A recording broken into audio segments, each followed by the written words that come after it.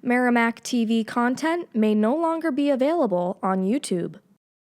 To continue watching our programs, please download the Merrimack TV app from your device's app store. Programs may also be available at merrimacktv.com.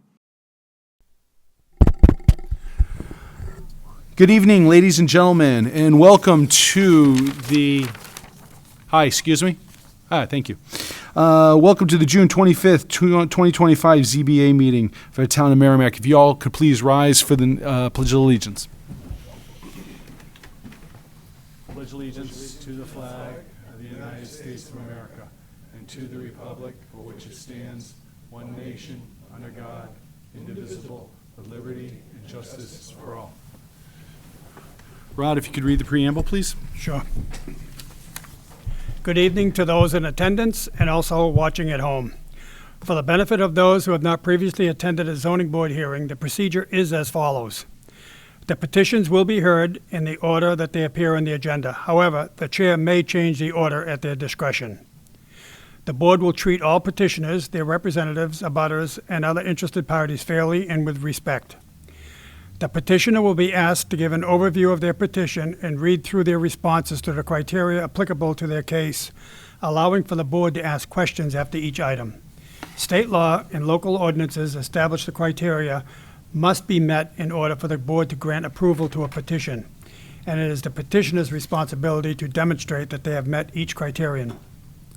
Following the presentation, the chair will open the floor for public comment, either in favor or opposed to the request. If necessary, an opportunity for rebuttal will be offered to the petitioner and the public. However, discussions will not be allowed to devolve back and forth arguments. All comments made shall be directed toward the chair. Should a question be asked, the chair will pose the question to the petitioner. Afterwards, the chair will close the public hearing and the board will deliberate and vote on the petition. And at this time, please silence all mobile devices. Thank you very much, Rod. If anybody plans on speaking tonight, please raise your right hand to be sworn in. You swear to tell the truth, the whole truth, and nothing but the truth, so help you God. All right. The next zoning board meeting will be July 30th, 2025 at 6:30 in the Matthew Thornton room. That is where we are right now. But we do have a full board this evening. So the first petition we will be hearing is Caitlin Stathiopoulos, petitioner owner variance under section 3.05 of the zoning ordinance to permit the construction of a deck 10.2 feet from the side property line at its closest point, whereas 15 feet is required. The parcel is located at 6 Mayflower Road in the R1 Residential by Soils and Aquifer Conservation District's tax map 5C lot 11, case number ZBA 2025-16. If you just want to make sure your microphone is on, there will be it'll light up green. Good. There you go. All right. And if you could just also state your name for the record. Sure. My name is Caitlin Stathiopoulos. Okay. And you also be speaking, sir? No. Oh, okay. All right. Caitlin, why don't you give us kind of a quick elevator pitch, 5-minute overview. What are we looking at? Sure, absolutely. So you just want me to go through this then, I assume? Well, yeah, I was just going to get an idea what we're looking at, and then I'll have you jump into the 5 points. Okay, perfect. So we put a addition and a garage on our home through a variance last early fall or early winter, I should say, and we did not do a variance to have the deck as part of that. So we are returning to have the variance for the deck to be finalized and to complete the addition and garage and deck within our home. Okay. So we have the 5 points. We're going to have you read through each of the 5 points. If you could stop after each point in case there's questions from the board, please. Okay, wonderful. So in order to permit, build a deck 10.2 feet at its closest point from the side of the property line 5C10 on Mayflower Road, whereas 15 feet is required. The property line and the existing dwelling run in a slanting direction. Okay. So, all right, so number 1, granting the variance. We'll start there. Perfect. Yep. The deck will not impact the health, safety, or general welfare of our community. Any questions? Okay. Number 2. The new deck will replace the previous deck that we needed to remove to complete our home when we did the addition and garage, which is currently in place. Now, the garage you got permitted? We I mean, did. as far as you got the variance for the garage? We did. Okay. all right. Now, is the deck built or not built yet? It is not built. We had to yet. tear down the existing deck for them to be able to put on the addition and the garage. So we're looking to put that back up, and the prior deck was not attached to our home, and we'd like to attach the new deck to our home. Gotcha. Any questions? Yep, go ahead. Where was the prior deck? Looking at the Mayflower picture here, Absolutely. It's in the same exact spot around the pool. around the pool. Absolutely. It comes out a little bit more on the left-hand side where the stairs are towards the septic tank, and then it goes back towards the addition. Okay. But it didn't go back as far prior to. Thank you. Thank you. Okay. Number 3, please. Yep, absolutely. Other homes in the neighborhood have had decks, and they have required setbacks, which have been granted by variance. Okay. Questions? I'm not trying to speed through this, but it seems to be pretty straightforward at this point. Number 4. Sure. The deck will be aesthetically pleasing and will replace the previous deck in place. It will improve the overall look of the property, therefore increasing the value of the home and homes in the neighborhood. Okay. Any questions? All right.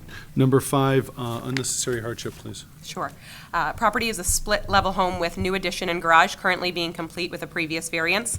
The home has 1 front, 2 side, and 1 rear setback. The home faces Mayflower Road, and the proposed deck is replacing the previous deck that was removed to complete the garage and the addition. The new deck will attach to that garage and addition. Altering the proposed deck to fit within the setback requirements would limit access to the pool and also impact septic. Okay. How old's the neighborhood, do you know? I don't know. Just because I'm looking at your map here, and when I look at the property plan, it looks like your property lines go through your neighbor's driveway and your own driveway. Just based on what you submitted here, so I was just kind of curious. I mean, it definitely looks like a non-conforming lot, and a lot of methods there. All right, and then the second part of number 5 is unnecessary hardship. Sure. And just to make note, those 2 driveways are our driveways. We have a driveway on each side of our property line. Okay, all right. So that gives a little bit more clarity. This will provide us the outside space to continue to make this our forever home as we complete our home and addition and garage and proposed deck. Questions from the board? Go ahead. You brought up septic. It's not on the list here, but I assume the leach field's in the middle of the backyard? Yes, correct. That's why the right to pool is left. where it is? Okay. Exactly. Yep. Only a reflection in one of your questions. The development is about 55 years old and was started by one of the major manufacturing corporations in Merrimack at that time, which was Pilgrim Furniture, which is why all the streets have Mayflower, Pilgrim, et cetera, et cetera. Makes sense. Any questions from you guys? It looks like it's pretty straightforward. You do have a variance, you said, for the other, you got a variance for the garage, correct? We do, yes. Is there any particular reason why you didn't do the deck at the time, or? No, we just didn't consider it at the time. Just didn't think of it? And Okay. now we are. All right. All right. Quite honestly, Pat, we didn't think we were going to have to take down the deck that we had to build the addition in the garage. That was never discussed with our contractor in advance. Okay. So as soon as they told us that that was something we had to do, we had to put more thought into it. Okay. No worries. All right. I'm going to open up the public hearing. Is there anybody that'd like to speak in favor of this petition? Is there anybody that'd like to speak against this petition? All right. I'm going to close the public hearing. It's, to Chuck's point, it's an older neighborhood. We see this a lot with non-conforming lots and the way that they lay out the land or lay out the land lines. Any other thoughts or comments from anybody on the board? I think it's pretty straightforward. They're pretty much replacing the old deck with a new deck, Yep. pretty much in the same footprint that they had the other one. I So agree. if there's no other comments, I'd like to make a motion. Is there any other comments? Nobody? All right, go ahead. I make a motion that the board finds the petitioner's responses to the statutory criteria are sufficient, proved each criterion is met, and the board adopts the petitioner's responses as the board's findings of fact, and further, to grant the variance under section 3.05 of the zoning ordinance to permit the construction of a deck 10.2 feet from the side property line at its closest point, whereas 15 feet is required, subject to the following condition: that the petitioner shall obtain a building permit for a proposed deck. Second. Motion made by Rod, seconded by Ben. All in favor, say aye. Aye. All opposed? Abstained, 5-0-0. You have 30 days in which somebody can appeal, so, but until then, otherwise, you're all set. Wonderful. Thank you. Thank you all.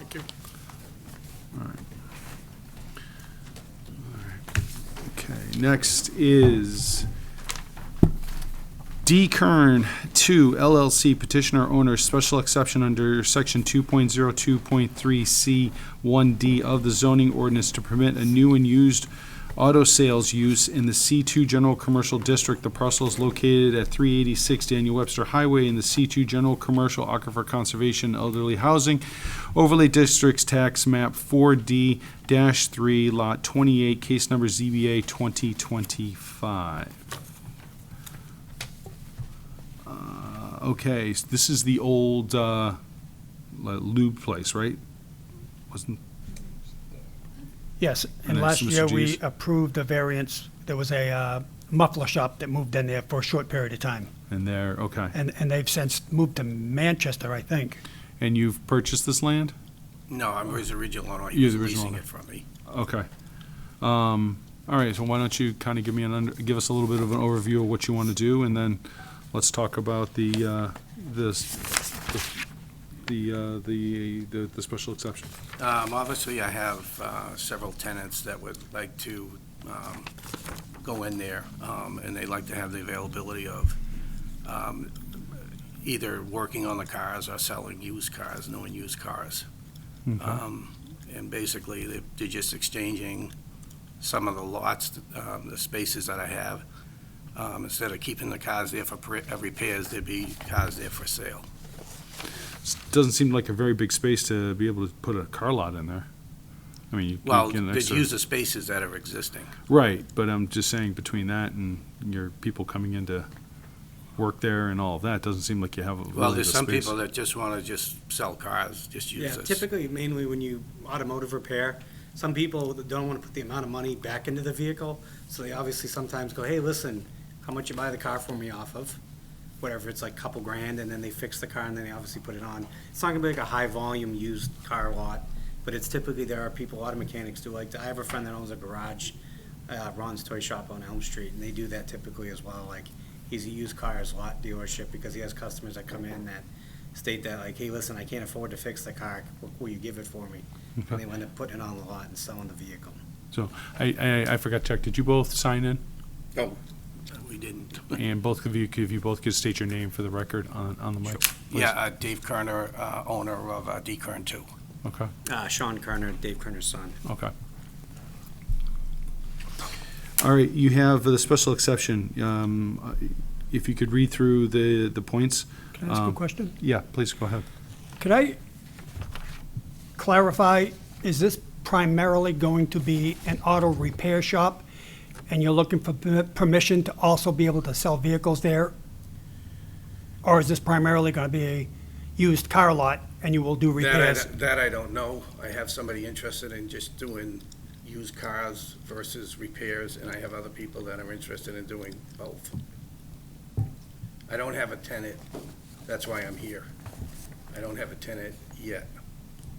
So you're trying to get permission to allow Yes, car sales, okay. yes. Yeah, because who wants to rent a building that you don't really have permission there? You can't really approach them and say, hey, listen, I don't know if I can do it or not, so we're trying to see if it's capable of being done. Thank you. Go ahead. How many cars are you able to put on the lot? I believe there's 24 parking spaces per the site plan. Okay, so to accommodate cars for sale and the customers coming in to look at cars or buy cars, you're not gonna have a large number of cars there, right? No, the most that would be there would be the 24 parking spaces. Which, if thing about it is, if you're doing 24 cars that you're repairing versus 24 cars you're selling, there really isn't a difference. Well, I mean, there is, because not everyone that's going to come there is going to be buying a car. I mean, some people are going to come in there to get their car repaired, right? Maybe, maybe not. So we have I- we have two different type of people right now that are interested in the place. We have a person that they don't want to open it to the public, repair the cars and put them on the lot. They have a larger facility in Massachusetts, but they transfer some cars up here and they'd repair them and keep them on the lot, kind of like they have a shop in Manchester as well as down south. I don't want to get into a lot of detail, but they want to kind of be in the middle where they can keep cars where, Yeah, I mean, it's very clear that I've got some people that just want to sell cars, no repairs. I get it. And then I get others, potential tenants that want to do both. I get it. So if you have people that want to, but for the people that just want to sell cars and don't want to repair them, Right. you don't have much of a lot for them to really put a lot of cars there, like maybe. 24, that's in the parking spot. That's the- Right, that's so how many- then where do the employees park? And where do the people who are coming there to look at the cars park? I mean, you have to have parking spaces for them as well. Well, again, there's 24 parking spaces, and Right. then you've got where you pull in front of the bays, that's where the employees would park, or they would park inside. 'Cause like, if they owned it, the employees, if they have a couple of salesmen, they would park inside the bays. yeah, we have existing car wash bays that are no longer in operation. Their equipment's all. They're empty. They're 12 feet by 24 feet wide. You can fit a box truck in there, which we no longer use, which is not really accounted for space, but you could literally park 2 cars in each bay. There was an in-bay automatic there at one point, as well as a self-serve bay where you get out and wash it yourself. All right, any other questions before we have them read into the special exception? All right, I'll have you go through the points in the special exception, please. Okay, this specific site is appropriate location for such use and use of terms of the overall community development. Again, it's parking spaces we have available to sell, either repair or used cars. So what you have written there was, if you could just read in what you have written so we could put that on the record, please. Say that again? What you have written here, if you could just put that, put that on, so we can get that on the record, thank you. Okay. You're right here. Allowing us to sell cars along with the repair work will provide a convenient location for everyone, all in one place. Questions from the board? Go ahead, Ben. When you exit the car wash, okay, Well, Doesn't the exit Yeah, there's no go- car wash there. I know, but Okay, where it I'm sorry. was, Right. you come in and you exit it before you get to the big double doors, right?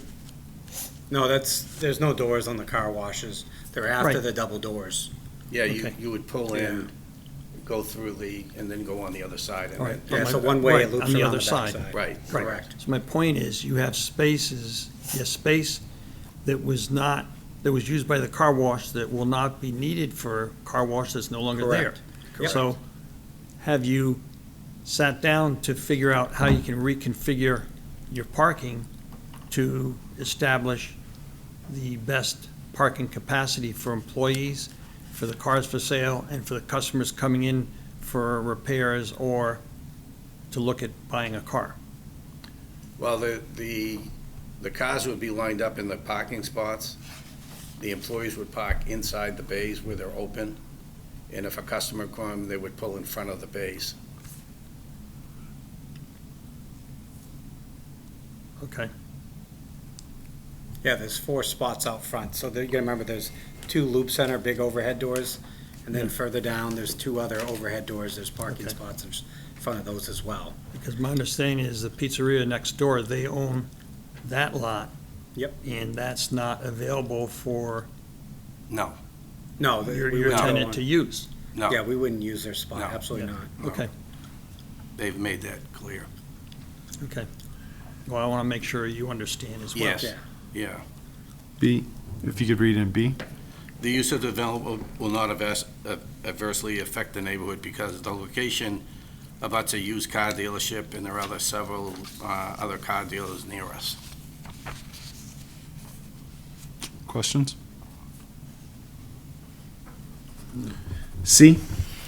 There will be no nuisance or serious hazard to the vehicles or pedestrians because the building is far enough from the road not to cause a hazard. It is a large lot with access completely around the building and adequate parking.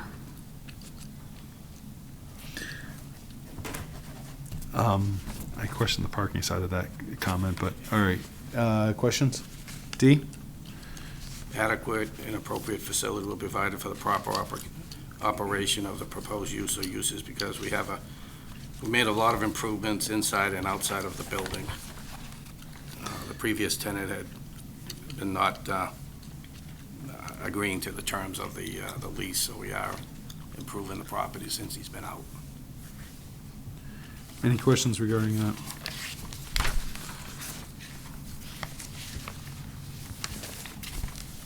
All right. I'm going to open up the public hearing. Is there anybody that wants to speak in favor of this petition? Is there anybody that wants to speak against this petition? If you could just go up and state your name, please.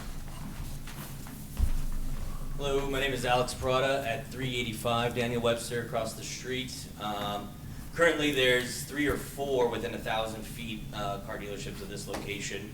Our big issue with all of that going on is they park the semis to unload the cars on Route 3, whether the driver decides to park in the middle or on the side, whatever day it may be, presents a real hazard for everybody out there. So just trying to balance how many car dealerships do we need in that space, not to mention the 3 or 4 that are there. We have 2 more up the street and 2 more down the street on Route 3. So just a lot of car dealerships and what that impact would bring as far as bringing more car haulers in. Are they going to be parking on our side of the street to unload the cars? There's not enough space for a semi to pull into that lot. So bringing in and out cars has always been an issue on Route 3 for a lot of people. Then you have Belinda Bridgman has a lot of young children across the street. It was always, with the muffler shop, the ins and outs there. Merrimack Police Department's very familiar with them. So it's just an interesting area. And maybe another car dealership's not exactly what we need in that area. Okay. Is there anybody else who would like to speak against this petition? All right, I'm going to read a letter in.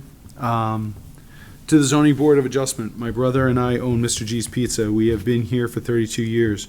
We have a concern of overflow of cars, also cars getting dropped off and picked up by tow trucks on our property, which also causes wear and tear. This has been an issue for the past 5 years since the last approval. Now, if they add selling cars as well, where they unload and put these cars for sale. Our parking lot is for our use.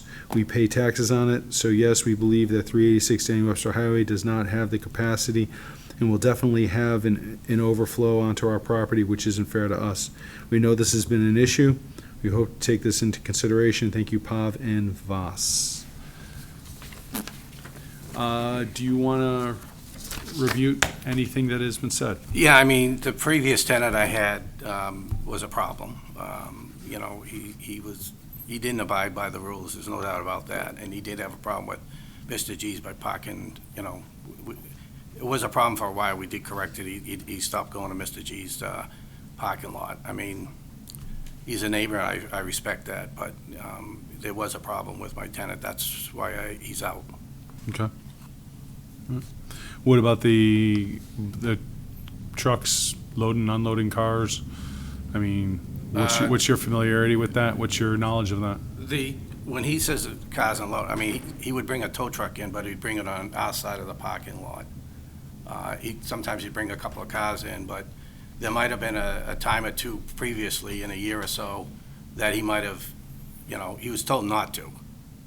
Made it perfectly clear he was not allowed to go on Mr. G. We have a sign there, no parking. What about on Daniel Webster Highway, unloading cars No, on there was Daniel never Webster Highway? that I'm How aware can of. you? That's a dangerous road. Yeah, I agree with you. It's a Yeah, dangerous road, but I mean, I'm just I'm asking. I'm not down there on a I've been daily there, basis. I've owned the property for 20 years. I've never seen that situation where they're unloading cars. Okay. Any further questions before I close the public hearing? All right, with no further comment, I'm gonna close the public hearing. Deliberation of the board. Rod, Ben, Rich? I have to agree that I'm conflicted on item A. This seems like an awfully small parking lot to be handling car sales. And without a tenant present that's currently performing this activity, I guess I'm just kind of confused why we're going through this process. So, I can understand why they're going through the process, because they have potential people that are interested, but that they don't want, obviously the people aren't gonna move forward if they Right. can't do it. However, I agree with you about the parking. I've worked in dealerships, and 24 spots I could turn into 48 real quick. All you gotta do is start parking cars at an angle. So I sympathize and understand with what the property owners are saying. However, you can definitely. Again, I'm only allowed, I know you're only allowed that, Right. but well, first of all, the public hearing's closed, but I'm sorry. to answer your question, I know you're allowed a certain amount of spots, but there's already been a track record of what was allowed and what ended up happening. And I can't speak for what-ifs, because we could do that all night, but the fact is that if somebody's using this as a layover spot for where they have cars down south and cars up north, then who knows what how many they're gonna try to squeeze in there. So I have a concern with that aspect of it as well, from that perspective. Rod, Ben, or Scott, do you have anything you wanted to add to this? Well, I would share that concern. However, how do we address it I on the think, zoning side? from the zoning side of things, okay, Scott, what were you gonna say? I was just going to agree with that. Is what's under the purview of the zoning board when it comes to that. I mean, this is a special exception, not a variance request. I don't, Right. to that point, I think to be quite honest, I think the part where you have adequate and appropriate facilities, I don't think that is an adequate and appropriate facility for a car sales lot. I think I've been to the deal, I've been there when it was an oil change place, and I know the property very well. I actually used to wash my motorcycle in the bays, so I know that area. I was kind of bummed when the oil shop left, but, if somebody was to open a repair shop there, I think it would be great. I think that would be a better use of that, and I wish those bays were back, to be honest with you, because I used to use them all the time. But I don't feel that that's an appropriate or adequate from the facility standpoint. That's my take on it. I certainly open it up to the board for the discussion. I also open up if anybody wants to make a motion. Well, I agree with you I'm questioning the size and all that. Where do we separate our thoughts here versus what the planning board would approve and argue? We vote on, this is a special exception for zoning. We don't worry about what planning board says. So if we were to approve this, they do not need to go to the planning board for the parking and all that? They need to see a site plan approval. The petitioner would have to seek a site plan approval, and if I'm correct, that would be planning. But right now, we're looking at it from a zoning standpoint. We're looking at a special exception, and based upon the information that's been provided, that's what we have to make our judgment on, not Okay. based on what planning board would or would not do. Well, my point was on the parking, which we're talking about the concern for the space. If we were to approve it, then would the planning board then discuss that parking that we are now concerned with here? Yeah, it would be site plan approval. Okay. But more importantly, what you have to look at is you have to look at the points, and, that's what you have to look at it from that part, from the zoning part, so. Do I have a motion or further discussion? I'll make a motion. I make the motion to deny special exception under section 2.02.3 C1D of the zoning ordinance to permit a new and used auto sales in the C2 General Commercial District for the following reasons. I do feel that special exception 1A, that the specific site is an appropriate location for such a use is, I don't think this is an appropriate location for such a use. Given the size of the site. Given the size of the site, parking lot, et cetera. Okay. And I would also throw in adequate and appropriate facilities as well. Do I have a second? Second. Motion made by Rich, seconded by Ben. All in favor for denial, say aye. Aye. Aye. All opposed? 3-2, such special exception is denied.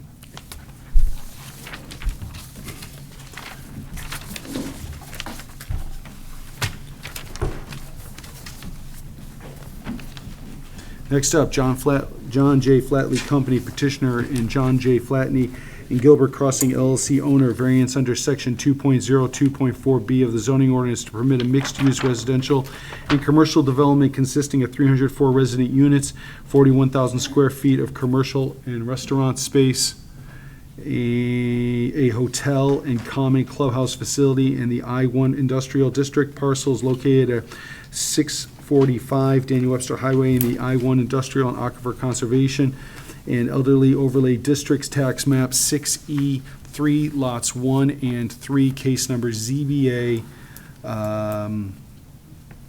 2025-18.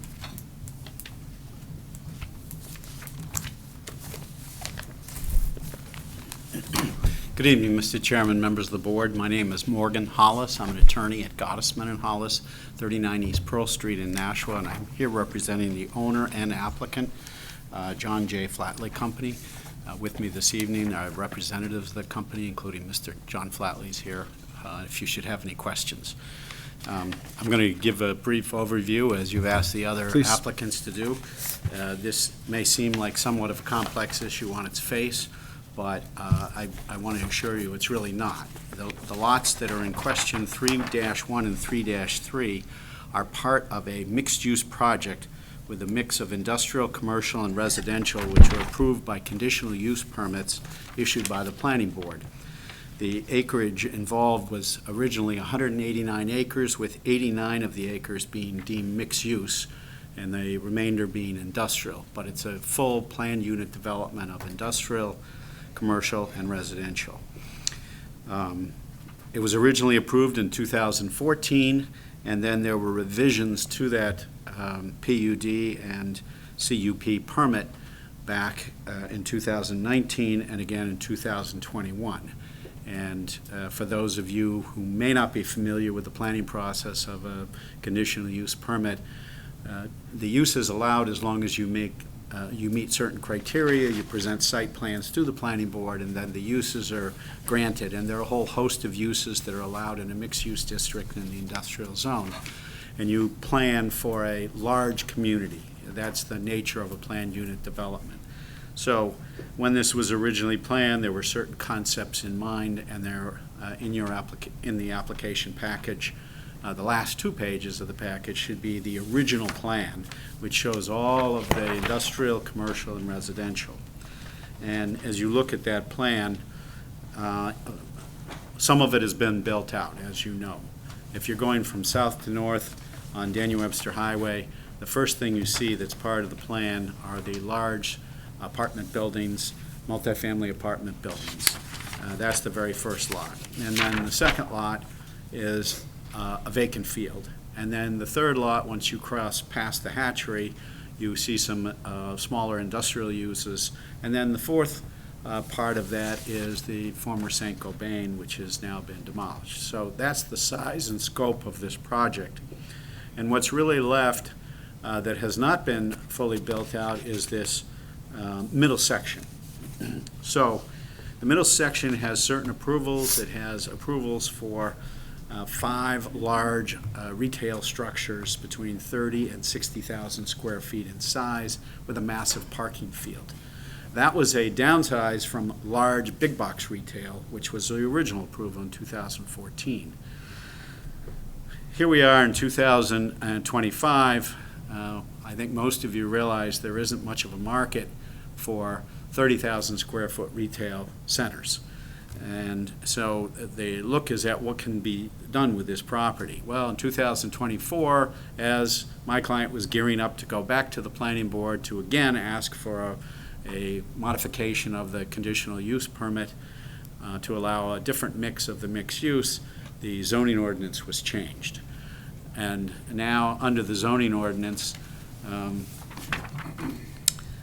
What it says is, all previously approved mixed-use conditional use permits that existed at the time of this section being repealed back in September of 2023 shall be subject to the requirements of the former section 202D, 202-4D, as existed in the zoning ordinance revised as of January 14, 2021.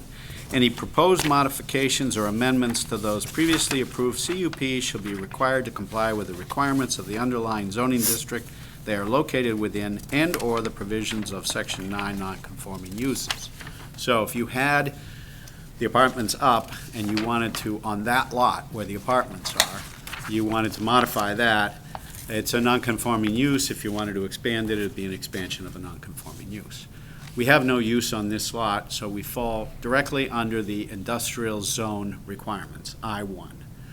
And after discussing this with the staff, the appropriate application process is to come to the zoning board and say, we have a piece of land, it's vacant, it's in the I-1 zone, there are limitations on what can be done in the I-1 zone. We would like to modify our conditional use permit to still have mixed uses. We have to come to you as if it's a brand-new application for use, and that's why we're here tonight. So the first application is for mixed use. The second application is sort of, if you approve mixed use residential, we're asking for relief from the density because your regulations say you get 1 unit per 40,000 square feet. So on 40 acres of land, you're allowed 46 units, which doesn't seem to work and combined with the existing conditional use permit. So my client's at that point where they can try to build the approved, which is really not a marketable or usable, or come in with a different plan. This plan has a combination of commercial and residential. The residential, as stated in the application, is for a combination of larger apartment buildings, much like what you see there, townhomes, and a few single families right up by the road, 2 single families. And that's the residential component. The commercial component, in addition, above the retail, which is shown on the plan. So the retail is going to be in the lower level, and above the retail shown on the plan would be residential. So you have retail, which is allowed by the conditional use permit, just has to get a change in the site plan. But what's not allowed there is this mixed use. And so we're asking for relief to allow mixed use, and we've specified what that is, so you're not just guessing what it is, and we've given you a plan what it would be. And the only thing if you get to the point of you're ready to approve, you may want to say, as you've done in the past, up to 304 units, leaving the planning board the final say-so. They can't have any more than what we're asking, but they may say, this doesn't work. So if we approve the mixed use, but we don't approve the density? We have a mixed use, but we have a density problem. We could only put 46 units in there. We would have to go back and reconfigure the plan and decide, can we do more commercial in a different way and have 46 units in maybe 2 buildings. So now, you're not building the hotel now? We are building the hotel. That's in the application as well. Okay. So you're building a hotel, but you're cutting back on the retail? We are cutting back on the retail. Even though that when this was initially put out, it was put out as a total mixed use? That's correct. Yeah, it was put out, the original plan. I can try to plug it in and call it, but you have it in there. Yeah, it was a total mixed use. Mm-hmm. And then, as I said, that was 2014. Then 2019, there was some revisions of different type of layout. Got rid of the big boxes, came in with different retail, and there was another amendment showing more residential on the residential portion. So what's happened is the big box disappeared. The 30 to 50,000 square feet of retail, there is no market for it. So we're looking at coming in with smaller retail units, 41,000 square feet in a series of buildings, as you can see on that plan. What would the commercial look like? The front of the facade of the commercial is in pictures that were attached to the application, and that's what approximately what it's going to look like. The buildings are shown in the site plan. That's what it's going to look like unless the planning board tells us otherwise. But that's the layout of the cluster of the retail up front, not right on the street, but set back.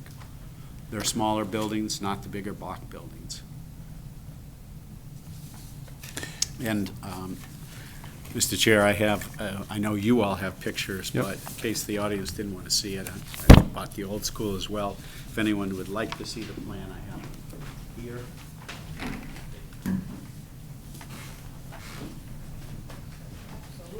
Thank you. All right, if you want to go through unless there's any more questions on the board, if you'd like to go through the 5 points, please. So, Oh, actually, just hold on, Scott, real go quick ahead. on the, this is the new plan, right? The Yes, proposed that's new plan? correct. So just for, because I can't see it on here, where's the hotel? Hotel is in the back. That's the large purple building. It's kinda hard Sorry? to see when it's Yeah, small. right there's the hotel. Okay, thank you. Okay. So this was the prior approved plan, the purple commercial buildings. Again, retail, all retail. And that's what we're asking for relief from. But we're really asking for relief from the industrial use limitations because the industrial I-1 zone has specific uses that really don't fit with this design of this But it PUD. would fit with the current plan, which is to build retail. I'm sorry, I'm not sure. So it's zoned industrial, as you'd pointed out. Yes. So, but right now, you have a permit, you're permitted to build retail there. We're permitted So to build those retail. So basically, and just so I make sure everybody understands, you're now looking for relief in that because now you want to build apartments and a hotel. That's correct. But we have to ask for relief, not just from the CUP. We have to ask as if that approval didn't exist. Right. Other than the retail allowed. We have Understood. to ask for relief from the permitted uses of industrial I-1, all Okay. those uses. And when I get to the criteria, I'll explain why I think we need relief from the I-1. Well, let's start with, Chuck, do you have a question? If a variance is granted, the variance goes with the land. Yes. Well, as it presently sits, there's a tremendous amount of pollution from the neighbor to the north, St. Yes. Gobain. And I personally believe that before any sober consideration of how to utilize the land takes place, that there be an environmental report and plan. Certainly will have to be. And there has been that, and that's the property right next door where the apartment buildings are located, had to go through that same analysis, environmental study, and there are special requirements that had to be met. And that's the reason why we're familiar enough with this property to know this can be duplicated, but it can't be duplicated with 46 houses because cost-effective just isn't going to work. You cannot infiltrate. You cannot run the rainwater down through the polluted soil. You have to contain it, control it, and then put it to a specific location, just as they've done with the existing structures. And Right. all of that's been built into this thought process of what can be done there. But when your client purchased the property initially and put the initial proposal together for the mixed use, they were aware of all of the environmental factors that had to go into it. Well, I'm not sure you can say anybody was aware in 2014 of what they are correct. today. Right. Not I maybe to mean, the extent. clearly, but- over years, it's developed, but Yes. I can say in my experience in dealing with the St. Gobain problem from a land use perspective, it continues to evolve. It continues to be more strict every day. But this project can be done. It's the engineer who unfortunately was unable to make tonight of the sudden change. Sure. So if you have questions to the engineer, I can't answer. Okay. But I do know that from a land use perspective because I've been involved in other projects where there's a pollution. And I'm familiar enough with this to say this design accommodates that, and that's how it can be taken care of. But there has been an answer to Mr. Mower's question. There's been a full environmental analysis of what can or can't go there. Probably these designs accommodate it better than the approved designs, frankly, because there's more flexibility in the layout of the project. If you, as you look at it, you see sort of the orange color of the buildings. Those are the buildings that are mixed with retail, residential, retail on the first, residential on the top. Then you have the hotel to the back, you have a community pool to the back, and you have some other commercial retail buildings on the side. So that's the layout. As I said, unfortunately, we're stuck here we can't go back to the planning board because that ordinance has changed, as I read. So the planning board doesn't have any authority over that. But if you approve this, obviously, they're going to decide what's going to go there from the perspective of maybe the density isn't going to be acceptable to them. Maybe we're asking too much. Maybe the traffic issue. Maybe there'll be other things. But those would all be planning board matters that have to be taken up at the planning board. Well, you have one more question, Chuck? So Actually, he had one more question. I'm sorry. Only a reflection that Nope. the applicant has testified that I'm satisfied with his answer, Okay. which of course I am not. And I still think that an environmental review of the property before anything else takes place would be in the best interests of both the applicant and the zoning board of adjustment. Thank you. If you'd like to, go ahead, Ben. I agree with Chuck because the State Environmental Protection Agency had issued a decision that St. Cobain had to basically cleanse the soil of all the PFAS by removing, it's 5 or 10 feet of soil all across the site and then replacing it with good soil. So the question, I think, is going to be, is the site going to be complying with the state ruling on how to address the PFAS issue?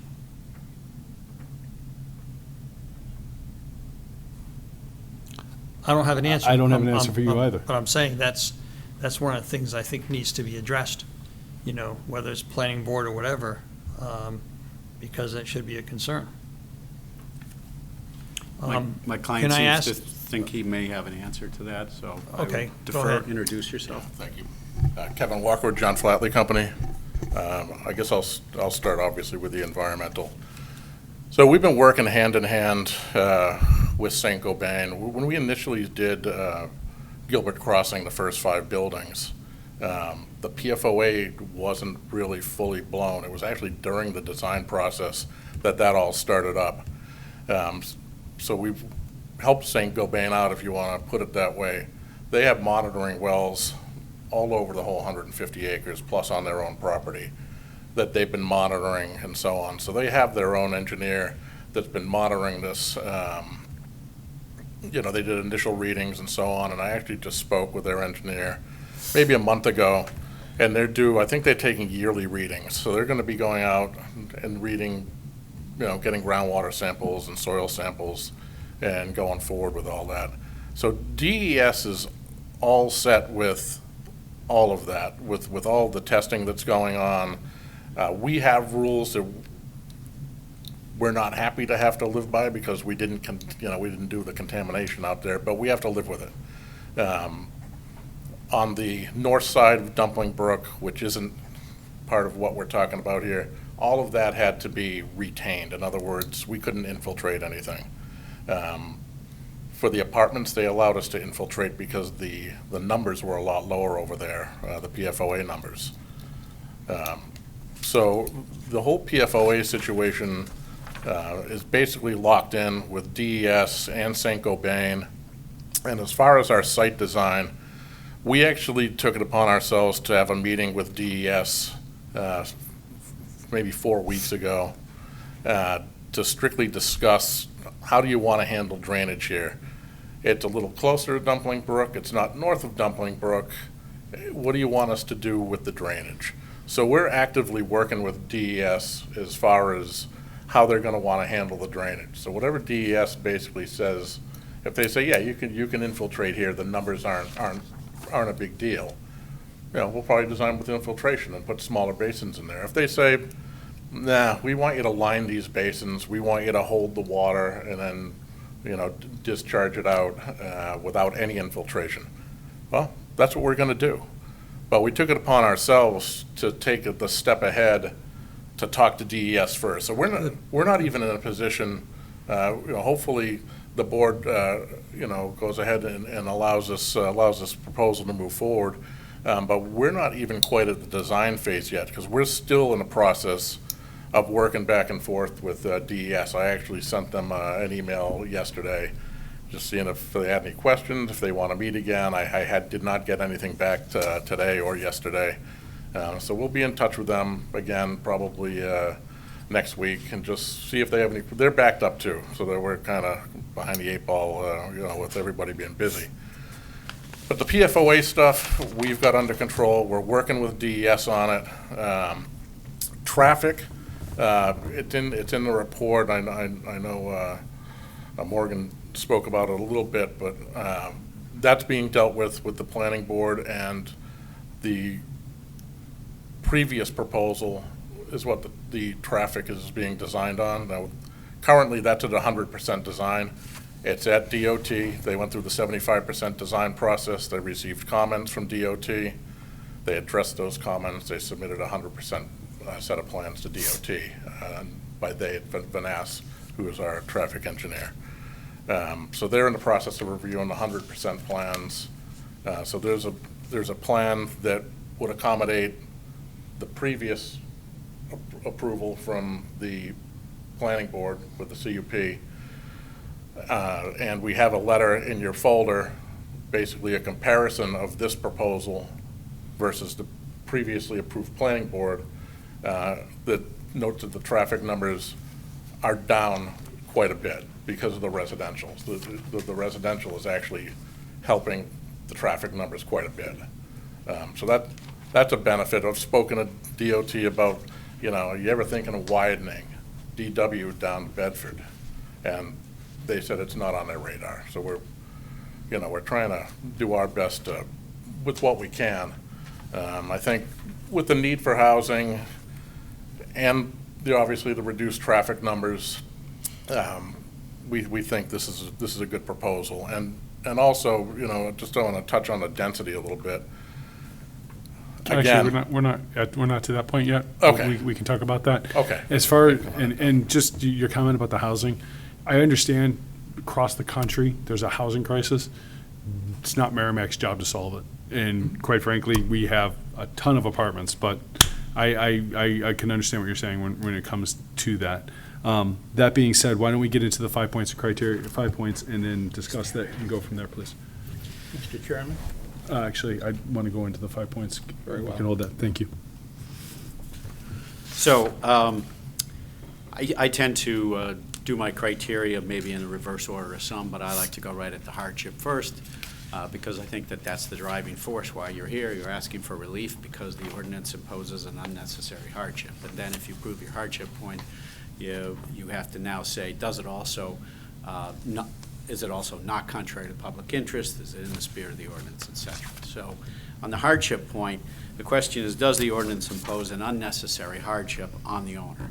And unnecessary hardship is a hardship which is significant, which does not need to be imposed because there's no valid reason to impose it. The first criteria is the property unique? Does it have a unique characteristic?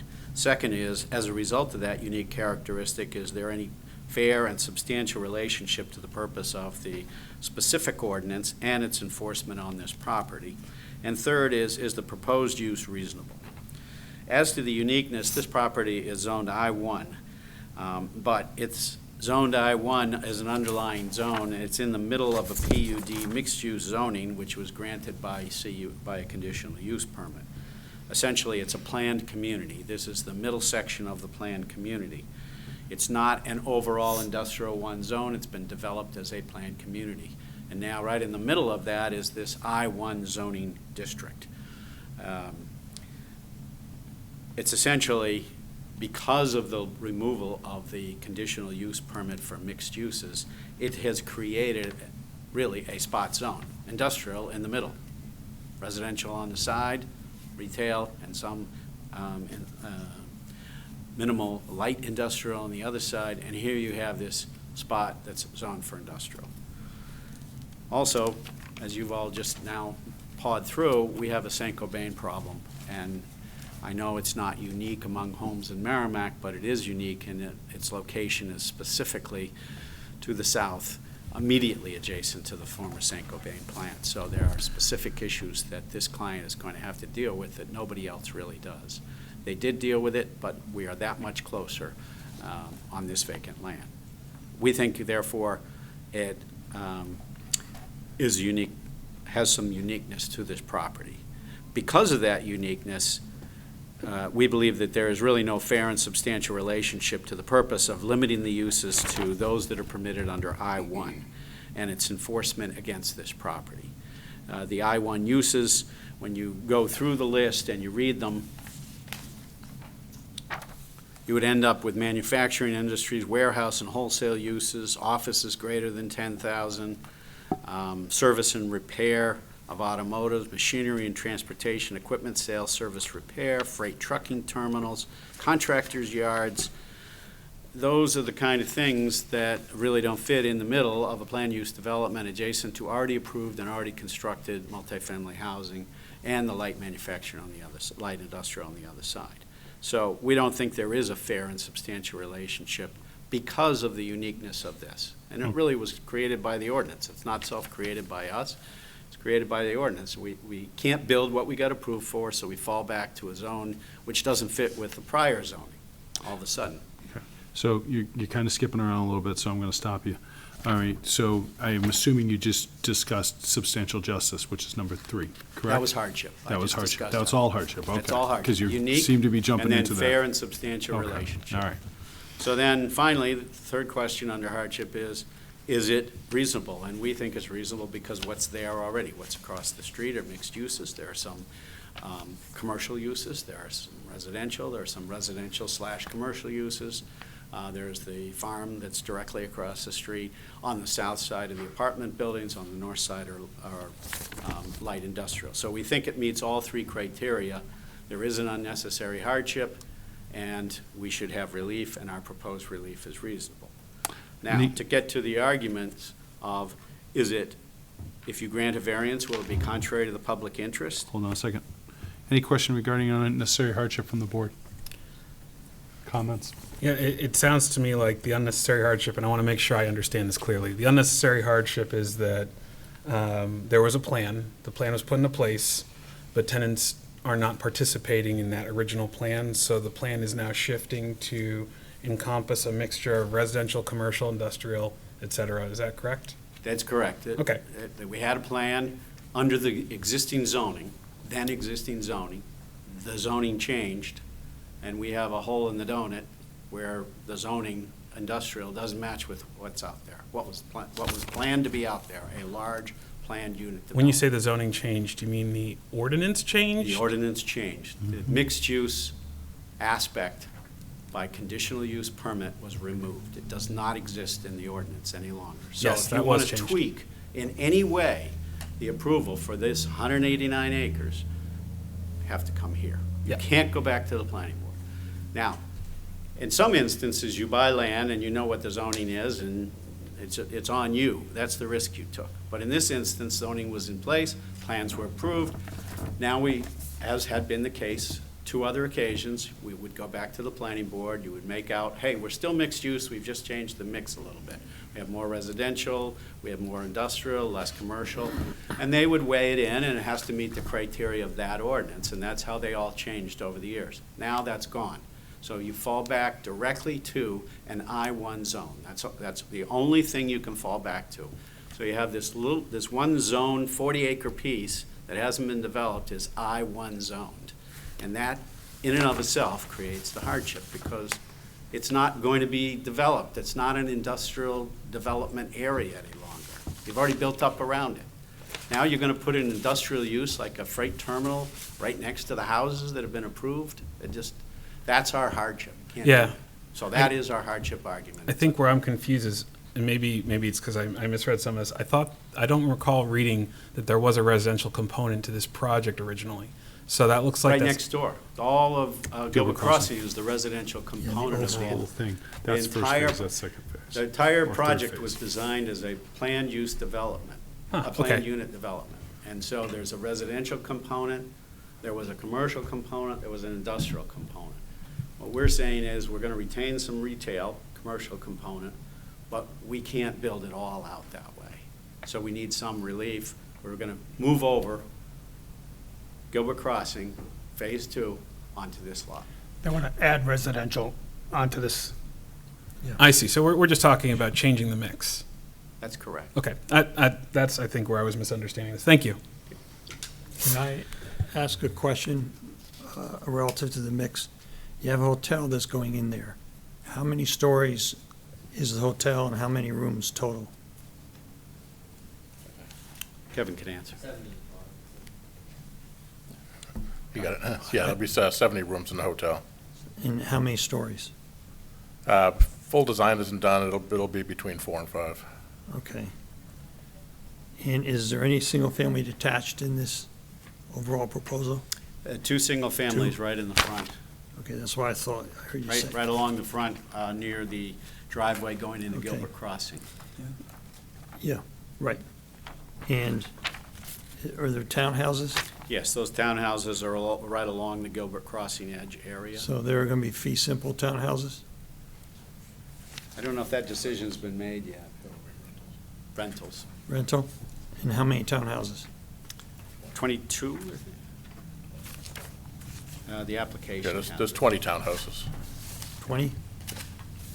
Okay. And then, how many apartments in total? There will be 5 buildings, each having 28 two-bedroom units, 20 one-bedroom units, and 4 studio units. That's a total of 260 residential units in those buildings. There'll be 5 townhouse buildings of 4 units each, so that's a total of 22 bedroom units, and 2 single-family units. There'll be 22 two-bedroom units located above the proposed commercial space, in which there'll be 41,000 square feet of retail and altogether 8 buildings. So the retail buildings are going to be 2 stories? Some. The ones with the apartments will have a second floor with apartments, obviously, and the rest will be 1 story. And these buildings, I just want to clarify, the apartments are, from the exterior, they're identical to Gilbert Crossing, same size, same height, 4-story. The multifamily buildings. Yes, the apartment buildings. Okay, so that will fit in with the existing structure? Yes. As far as the overall development architectural appearance? Correct. Okay, good. Second criteria, not contrary to the public interest, the standards are whether the, make sure I'm plugged in, yeah. Standards are whether the use, if granted, would materially alter the character of the neighborhood. And what is the character of the neighborhood? As is just pointed out, there are the multifamily buildings to the south, and as you're driving from south to north, you're going to see the addition of these buildings that will, 5 buildings, which will have 28 two-bedroom units and 21 bedroom units and 4 studio units. You'll also see the 5 townhouse buildings. So it's essentially extending that mix onto this property. Also across the street, as I pointed out, the character of the neighborhood is sort of a mix of uses. I don't want to call it mixed use, but there are mixed uses. You have commercial, the hot tub, you have commercial, which is the nursery, the gardening area, you have a fuel oil, you have some single-family residence, but it's along that street and they fit in. If you go farther to the north, then you're into the, what on our side, what has been built out already is the light industrial, and across the street are the residential multifamily units. So what we're projecting is this is the type of use that the entire neighborhood already, it already exists in the neighborhood, and the character won't change based upon the design. And the objective is to have a transition. That's always been the objective, to transition from residential to retail, commercial, to industrial. And this plan continues to do that. It just expands the residential a bit and reduces the commercial. The second criteria, the second issue on not being not contrary to public interest is there's no threat to the health, safety, or welfare of the public or any private interests. Public water and sewer, serve the property. You've already heard from Mr. Walker as to the cooperation with DES. That's a given. We wouldn't be able to get approvals to do anything out there without DES approving what we're doing. The third criteria is the same as the second one, that is, it's not contrary to the spirit and intent of the ordinance, the general spirit and intent of the ordinance, not the specific spirit and intent, which is more in the hardship argument. So the general spirit and intent of an ordinance is to protect property values, to cluster property uses in the same area so they don't adversely impact others. If you don't grant the variance, you almost end up in a situation where you are creating that mess. As I said, because of the removal of the mixed-use option, that is a conditional use permit, you end up with only being able to do industrial use on this piece of land. And it's literally the hole in the donut surrounded by residential across the street, mixed use across the street, residential to the south. And if you're going to plunk down only industrial uses, you're in fact creating a problem. So if you grant the variance, it is in keeping with the general spirit of protecting values and keeping similar uses together. The third criteria, or fourth really, is it will not adversely affect the values of surrounding properties. The original proposal was for all retail, large box retail, proposing to reduce the retail to smaller buildings, smaller unit sizes, and add apartments and townhomes, which are similar to the apartments to the south.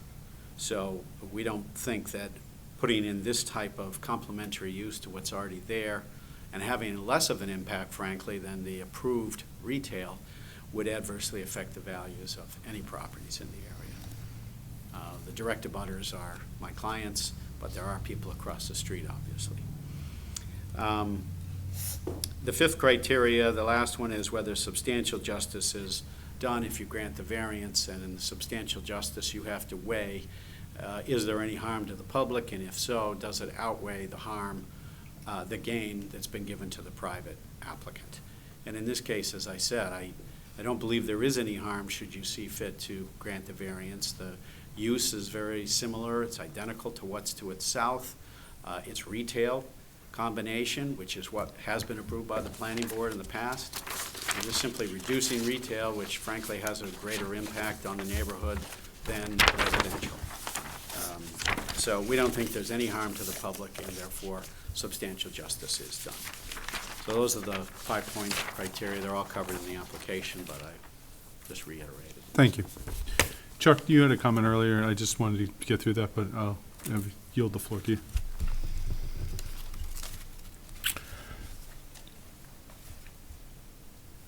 Apparently DES has a plan for the environment for this location. Or at least we've heard testimony to that. Apparently St. Gobain also has an environmental plan for this particular property, was testified to. I haven't seen any environmental plan presented to the Zoning Board of Adjustment that we might fulfill our obligations and responsibilities relative to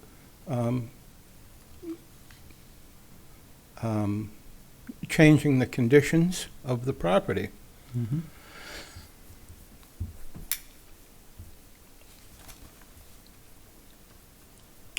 We have been let down by DES over this entire environmental affair. We know that they don't represent our interests here in Merrimack specifically. We also know that St. Gobain does not represent our interests specifically here. And I am simply suggesting that it would be prudent for our local regulatory boards to have the opportunity to exercise a prudent overview of the condition of the environment relative to the development of this particular proposed property. Okay, fair enough. I think that if it does move forward, it's one of those conditions I think that we can stipulate. But I understand what you're saying. I do understand what you're saying. Mr. Chair, I think if it did move forward, it certainly goes to the planning board, and if this board felt strongly, it could request that the planning board require a review and analysis, and necessarily hire their own consultant as well. Those are all options that are available. We're here sort of at a use stage. We have to get the right to use it. Right now, we have a right to build these commercial buildings that are quite large, that would be digging up a lot of soil. We'd have to meet with DES over that. So no matter what use you have, you're going to end up dealing with DES. But I think if this is an opportunity for this board to say to the planning board, this use it seems to be allowed, but we have concerns, and we want to make a condition that as part of their application, they will have to engage with the planning board on environmental matters and receive, the planning board receive technical assistance. Go ahead.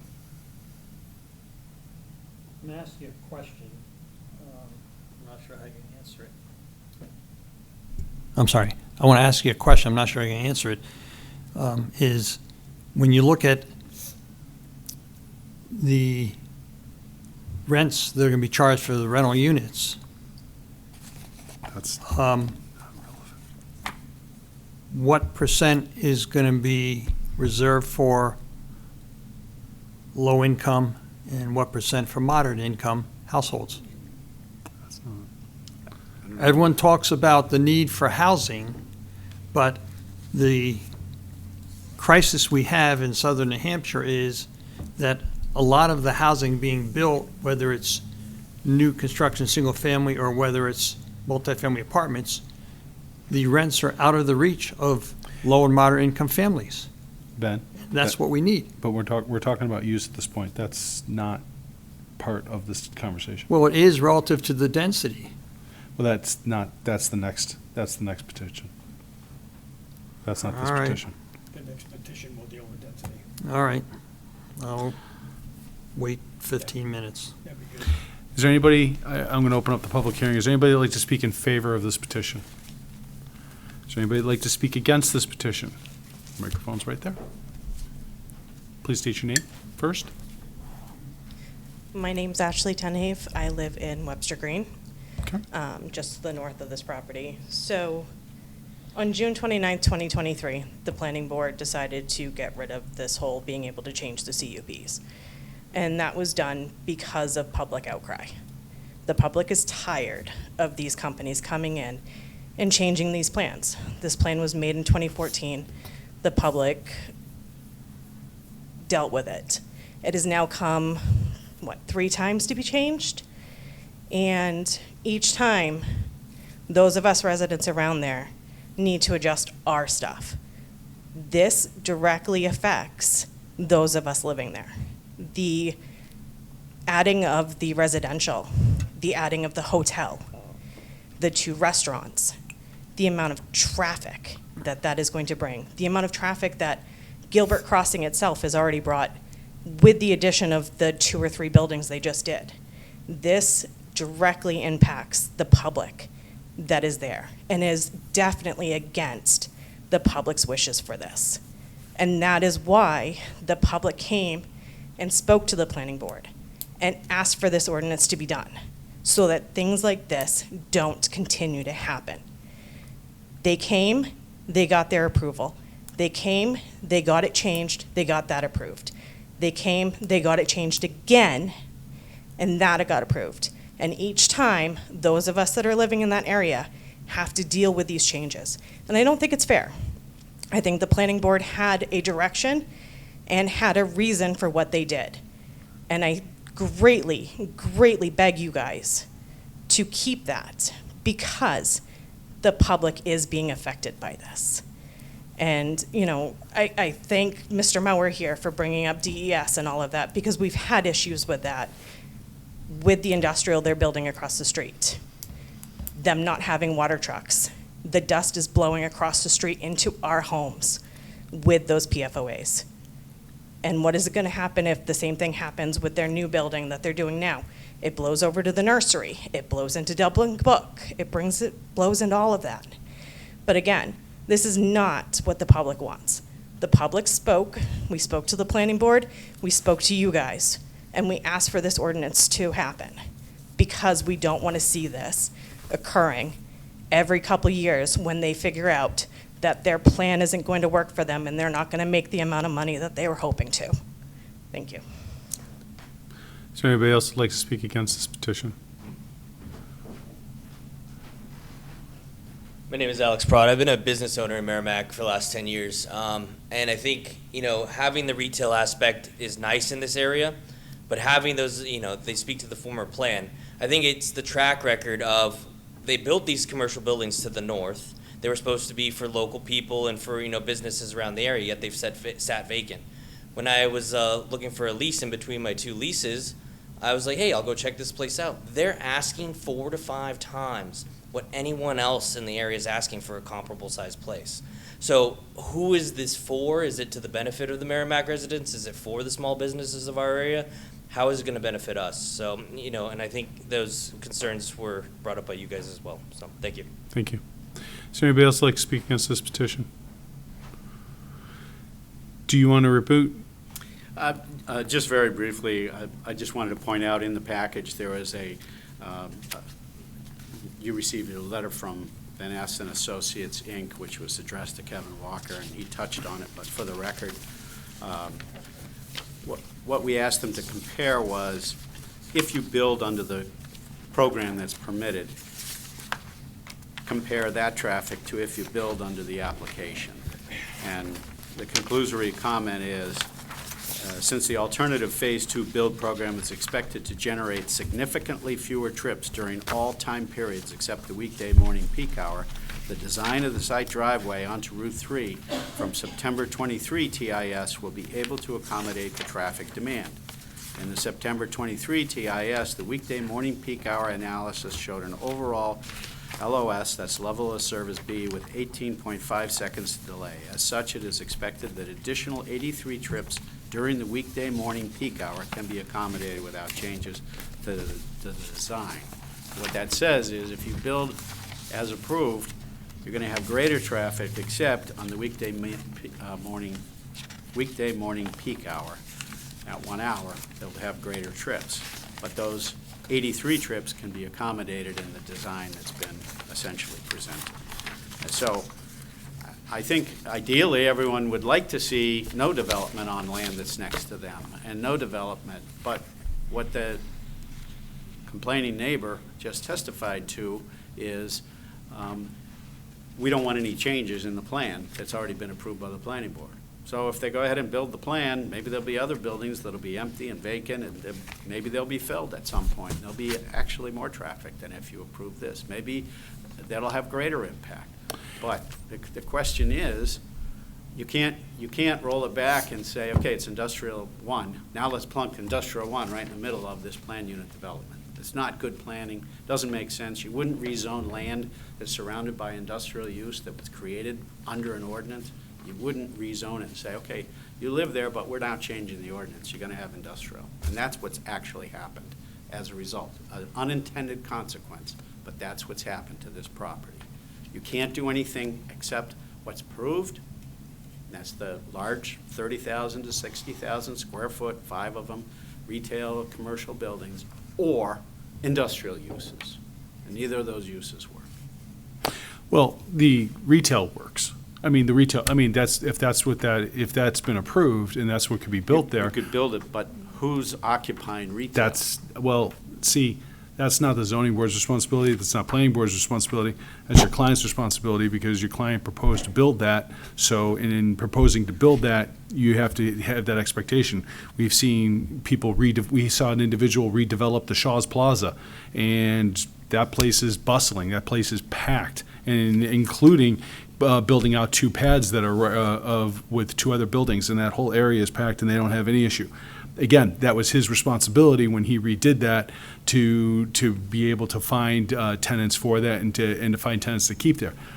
So I understand what you're saying, but I mean, from the zoning board standpoint, it's not our responsibility to find the tenants for that. And if you're having trouble, if your client's having trouble finding the tenants, then, I mean, that's something that should have been taken into consideration when the initial project was proposed and approved, from that mixed use of having the apartments at Gilbert, the retail, and then the commercial spaces that you have to the north there. So I understand what you're saying, but I mean, that, you know, that part has been approved.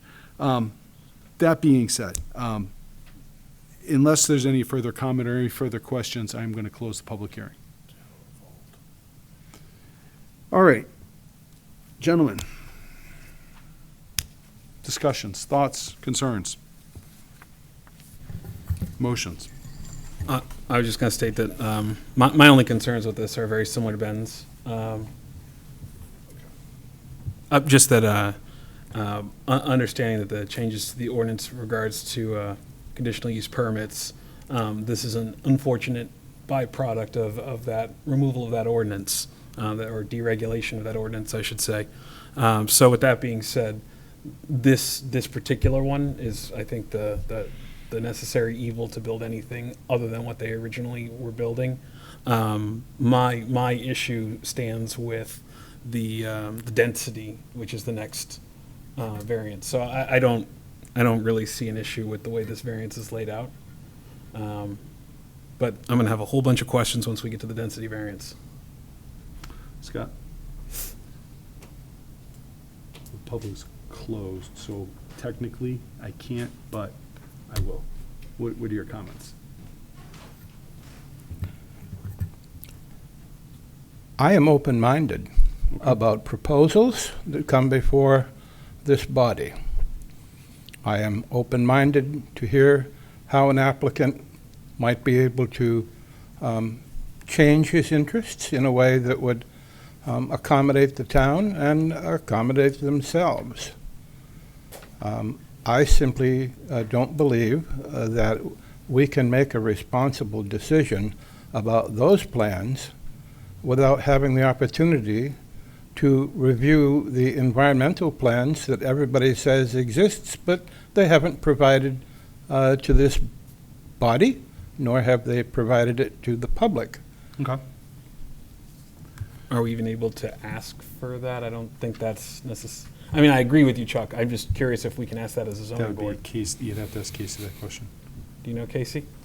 So if the board feels that they need that information to make a decision, then they can ask for more information and continue this to another date. I will say that you do have a statutory deadline to make your decision, so that brings you to September 1st to make your decision by.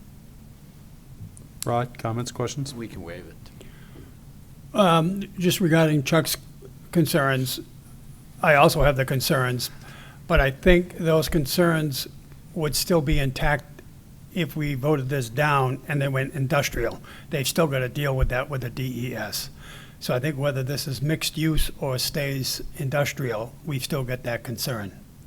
So in my mind, that concern is kind of removed, although the concern is there if it's industrial. But for our decision, I think it's removed.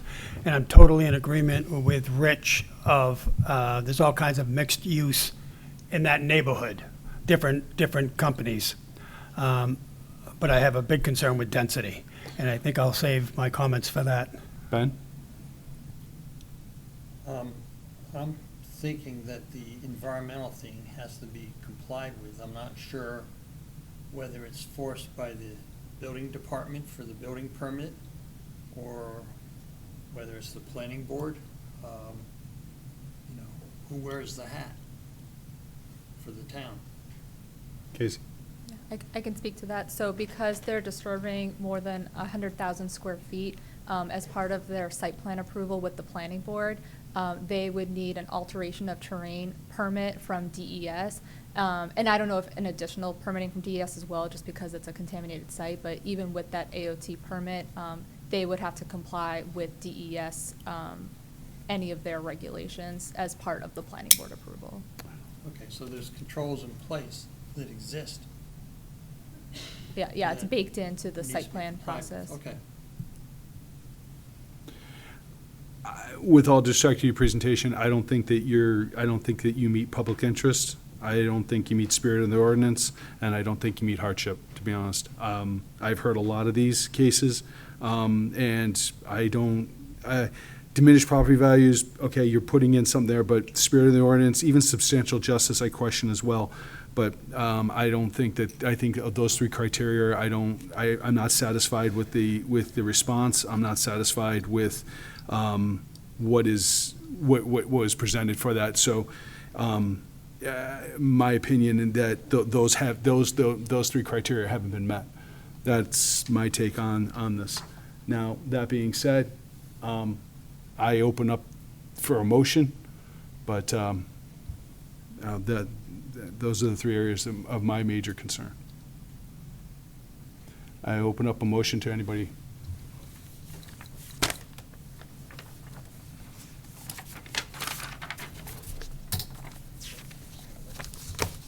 I can't make the motion, guys. I'm not going to ask again. Someone's got to make it. Yes, or either motion to approve or motion to deny.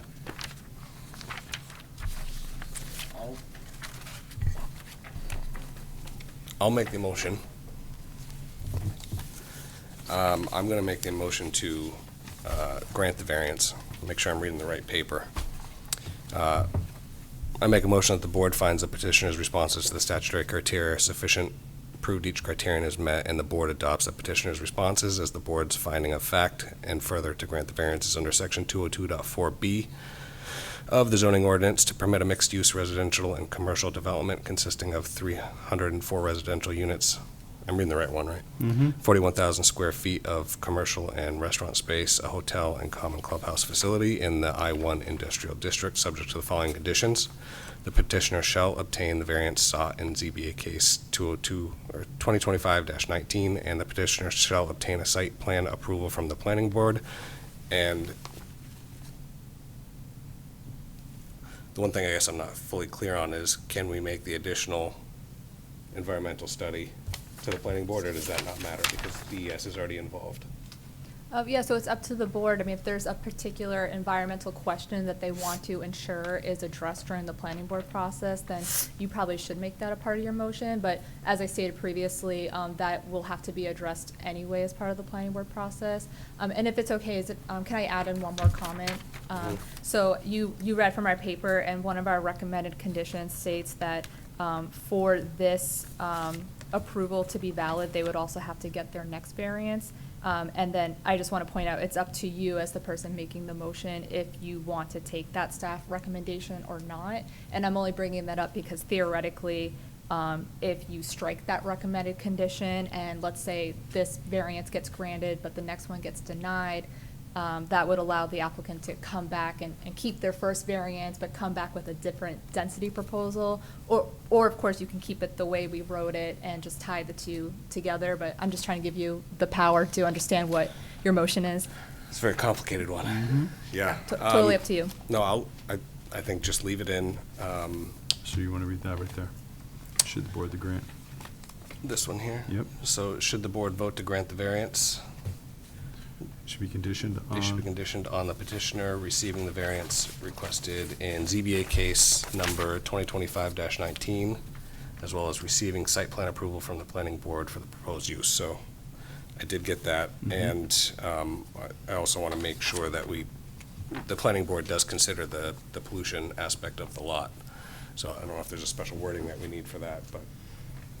Yeah, I mean, you can make it as vague or specific as you want. I mean, if you just want to make sure it's in the decision letter that is a special consideration that the planning board takes, you can state that if you want. We'll put it in the decision letter. So, and we'll share that with the planning board if that's something that you want emphasized.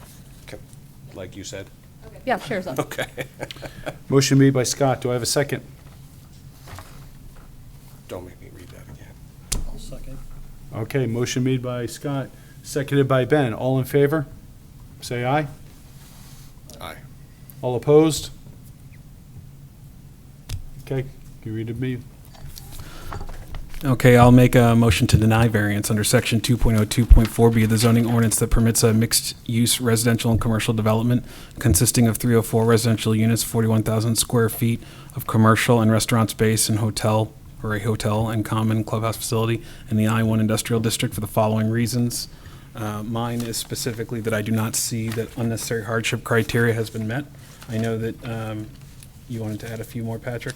I would also add substantial justice, and I believe the other one I said was public interest. I would add those as well. So also adding in bullets 1 and 3, granting the variance happens to, in this case, be contrary to public interest, and that granting the variance does not in fact do substantial justice, so. And spirit of the ordinance as well. Okay, and it does not follow spirit of the ordinance, so that's 4 of the 5 criteria. Do I have a second? Rich, all in favor, say aye. Aye. All opposed? Abstains, 3, 2, 0. Variance is denied. Will you be We'll pulling? withdraw the second Withdraw? variance application. All right. Casey, we need to vote on the withdrawal, right? Oh, no. I think our staff recommended that because this variance request failed, that the second one is just deemed moot. Okay. So I don't think the board needs to take action. Is the applicant okay with that approach? Same thing. Okay, yeah, so just make a statement that it's a moot point. I'll just make sure that this, to put it in the record, the applicant's withdrawing, John Flatley, J Company petitioner, and John Flatley, Gilbert Crossing LLC, owner of variance under section 3.02A, the zoning ordinance to permit a total of 304 units in a mixed-use development where a maximum of 46 units is permitted. Proposed density is approximately 6 units per 4,000 square feet, whereas 1 unit per 40,000 square feet is allowed. The parcel is located at 645 Daniel Webster Highway in the I-1 Industrial Aquifer Conservation Elderly Overlay Districts, tax map 6E, lot 3-1, case number ZBA 2025-19, so withdrawn by the petitioner. Thank you very much. Thank you. Have a good evening. Next is discussion for possible action regarding 117 Camp Sargent owner LLC and Fieldstone Land Consultants PLC petitioner request for rehearing of case number ZBA 2025-08, in which the board granted a variance under section 2.01.7 of the zoning ordinance to permit an elderly housing development beyond the required radius from the intersection of Daniel Webster Highway and Babusick Lake Road.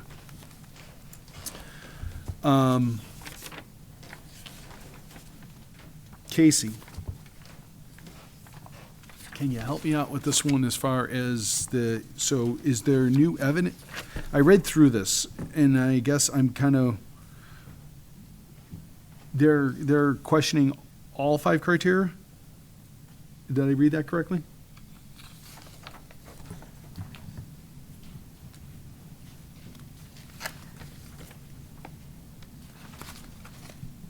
Yeah, looking through it, it does seem like that this written request for rehearing.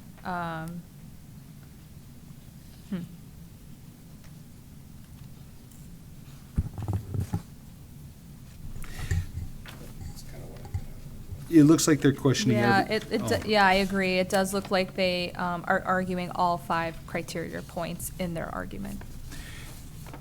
Thoughts on that? I thought the evening was pretty well talked through. I don't see a need for a rehearing on this.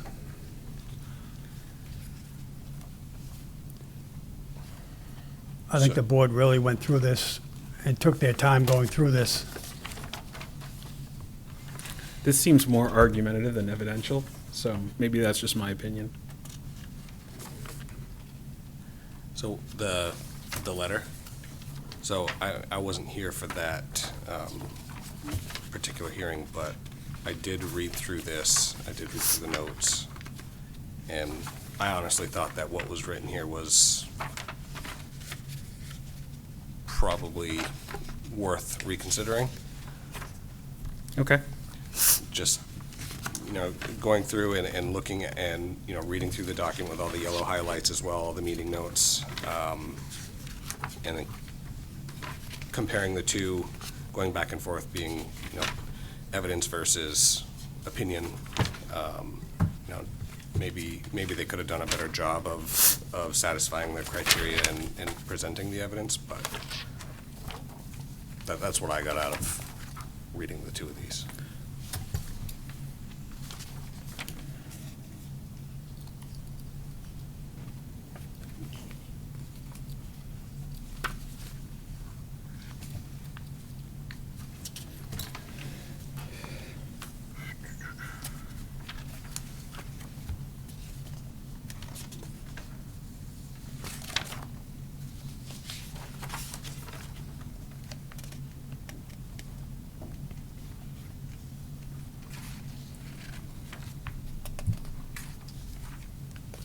Rod, Ben? Comments? I wasn't at that meeting, so I'm a little bit out of the loop on this. Yeah, it was a lot of catch-up reading for sure. You know, there was a few points in here that kind of struck me. I mean, like they brought up a traffic study, right? Traffic study was never done, but it was pointed out that traffic was going to be fine, right? But there was no evidence to support that. So from a public safety issue, there was a lot of concerns from the people in town, and there wasn't really anything in here that was evidence other than, you know, it'll be all right. There was no study presented to the board, right? Right. So on this particular evening, we did vote down a separate elderly housing project. However, this was a much lower impact housing project that felt like it was more closely aligned with what elderly housing should look like. And I don't know how you would get a traffic study for elderly housing. I honestly don't, because we can get a traffic study for this area, but I would assume that traffic in elderly housing is going to be very different from traffic in a standard apartment complex of the same density. So Right, but I think what you're looking at overall when you're talking about a traffic study is the overall traffic in that area. So there is going to be some additional traffic from, you know, because when you're talking elderly housing, it's 55 plus, which blows me away that 55 plus is considered elderly. But you have, so when you're talking about an elderly, you're talking about the traffic, is it going to be as much as, say, you know, I hate to use this cliche, soccer moms taking kids to, you know, practice and stuff like that? No, it's probably not going to be at that level. However, you're still going to have people that are going to be coming and going. And the workforce there's still a workforce of over 55, so these people are still, you know, a lot of them are probably still getting up in the morning and coming home at night, and, you know, and they still are going to have friends coming over and family coming over. So I got to be inclined, I'm inclined to rehear it, to be honest with you. And I don't know if it's something that we could put in to say that, you know, prior to the rehearing, we want to see a traffic study. I think that would be, I don't know if that's a request that we can put in for them to come back if they're to represent, and to present a traffic study, because I think that legitimately it would be something to have that discussion. Now, I don't know how that's going to be affected if you're doing a traffic study in the middle of the summer, because I can tell you that road's probably a lot busier during the school year when you have an elementary school right there.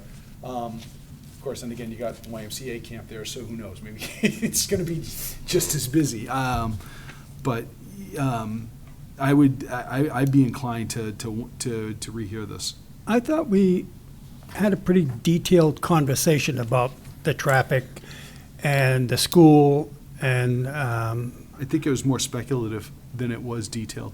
and I Yeah, we thought did. we agreed to allow the planning board to work on that aspect of it. Because there was conversation about the traffic, and it was Right. only so many feet from the corner of Continental, and we were concerned about that. And I thought we had discussed it and agreed on this particular part of that topic, that the planning board would handle that. And that would not necessarily be part of our, Right, but zoning can request a traffic. right, and we discussed that also. Unless I'm confusing that with another petition we had. See, I mean, I just look at it as it's not the evidence isn't there to satisfy all the criteria for me. And that's why. So you think it should be? reheard. Yes. Yes.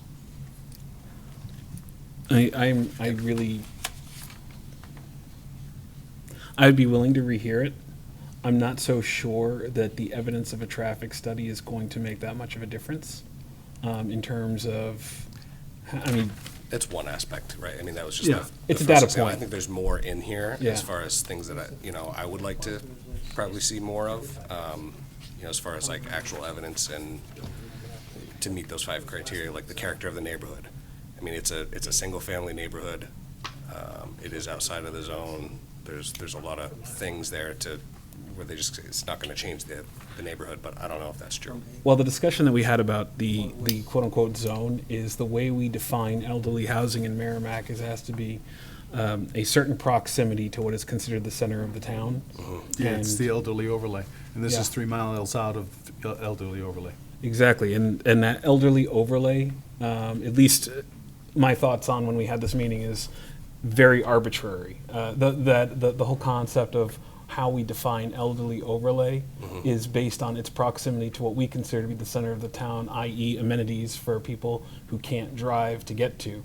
But again, if we're talking about 55-plus community, much like what Patrick is saying, they're going to be going to work most likely. They probably have vehicles. It's not as relevant as it may have been before, and it may even be kind of stereotypical in a way to just assume that people who live in an elderly housing can't drive. It was April, 'cause I wasn't So here. I agree with you. Maybe we should rehear it, but I also think that our overlay for elderly housing is silly at best. Something to be looked at. Casey, Yeah. if we overhear it, if we decide to rehear this, they are responsible for coming in to prove what?